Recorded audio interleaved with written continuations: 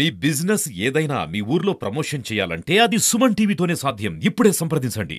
పవన్ కళ్యాణ్ గారు గౌరవ ఉప ముఖ్యమంత్రి హోదాలో మొట్టమొదటిసారిగా ఈ రోజు పిఠాపురం నియోజకవర్గం అయితే రావడం జరిగింది. దీనిలో భాగంగా ఇక్కడ జరిగిన మీటింగ్ లో పవన్ కళ్యాణ్ గారు పెరిగిన సామాజిక భద్రత ఎన్టీఆర్ భరోసా సామాజిక భద్రత పింఛన్ ఏదైతే ఉందో దానిని 3,000 రూపాయల నుంచి 4,000 రూపాయలు పెంచడం అయితే జరిగింది. అదేవిధంగా దివ్యాంగులకి 6,000 రూపాయలు 3,000 నుంచి 6,000 రూపాయలు పెంచడం జరిగింది. కొంతమంది 90% అబౌవ్ డిసేబుల్డ్ పర్సన్స్ ఎవరైతే ఉన్నారో వాళ్ళకి 5,000 నుంచి 15,000 రూపాయలు పెంచడం అయితే జరిగింది. కొంతమంది దివ్యాంగులకి పవన్ కళ్యాణ్ గారు చేతుల మీదుగా పింఛన్ ఇవ్వడం అయితే జరిగింది. అదేవిధంగా మరి దివ్యాంగులకి 3,000 నుంచి ఒకేసారి 6,000 రూపాయలు పెన్షన్ అయితే చేయడం జరిగింది. ఒకసారి ఇవన్నీ అడిగి తెలుసుకుందాం. చెప్పండి మేడం, మీకు పెన్షన్ పవన్ కళ్యాణ్ గారు చేతుల మీదుగా తీసుకోబోతున్నారు, డిప్యూటీ సీఎం మోహన్ ఎలా అనిపిస్తుంది?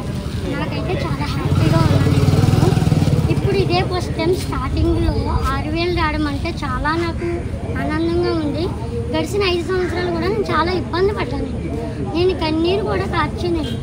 ఎంతోమందికి ఎన్నో పెంచారు. నాకు మాత్రం హ్యాండిక్యాప్ల వాళ్ళకి కనీసం ₹1 పెంచలేదు. ప్లస్ ఒక లోన్ కూడా మాకు ఇవ్వలేదు బ్రతకడానికి. ఇప్పుడు ఇదే స్టార్టింగ్లో నాకు డెవలప్ అయిందంటే నేను చాలా ఆనందపడుతున్నాను. ప్లస్ ఈ సమయం ఇచ్చిన వాళ్ళకి కూడా నేను కృతజ్ఞతలు చెల్లించుకున్నాను.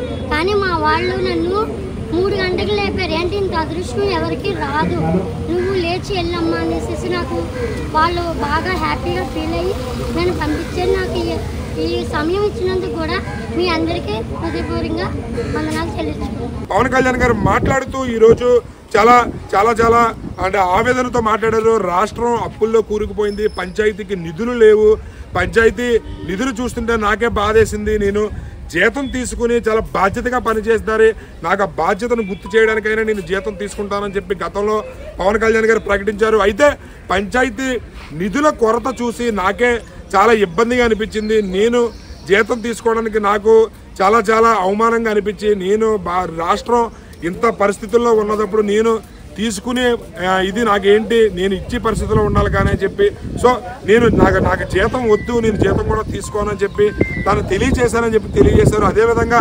పిఠాపురం నియోజకవర్గానికి సంబంధించి నేను రాష్ట్రాల్లో దేశంలోనే మోడల్ నియోజకవర్గంగా తీర్చిదిద్దుతానని చెప్పి ఖచ్చితంగా నేను మీకు మాటిస్తున్నానని చెప్పి చాలా కరాఖండిగా తెలియజేశారు. అదేవిధంగా రాష్ట్రానికి సంబంధించి రాష్ట్ర అభివృద్ధిలో అదేవిధంగా సంక్షేమంతో పాటుగా కూడా మేము 2 బ్యాలెన్స్ చేసుకుంటా చంద్రబాబు నాయుడు గారి ఆధ్వర్యంలో మేము రాష్ట్రంలో ప్రభుత్వాన్ని నడుపుతాము. అదేవిధంగా కాకినాడకి సంబంధించి ద్వారంపూడి చంద్రశేఖర్ రెడ్డి ఎవరైతే ఉన్నారో ఆయన బియ్యానికి సంబంధించి మాఫియా నడుపుతున్నారు అని చెప్పి చాలా ఘాటుగా స్పందించారు. మేము వ్యక్తిగత కక్షలు ఎవరి మీద పెట్టుకోము, అందరినీ కూడా పార్టీలతో సంబంధం లేకుండా ప్రతి ఒక్కరికి వారికి చెందాల్సిన హక్కులు వారికి చెందే విధంగా అవినీతి అనేది నా మంత్రివర్గంలో అవినీతి అనేది లేకుండా నేను స్వచ్ఛందంగా పరిపాలన అందించాలనే లక్ష్యంతోనే ముందుకు అడుగులు వేస్తున్నాను. చాలా బాధ్యతగా నేను పనిచేస్తానని చెప్పి తెలియజేశారు. కెమెరామెన్ నవీన్తో శ్రీనివాస్, సుమన్ టీవీ.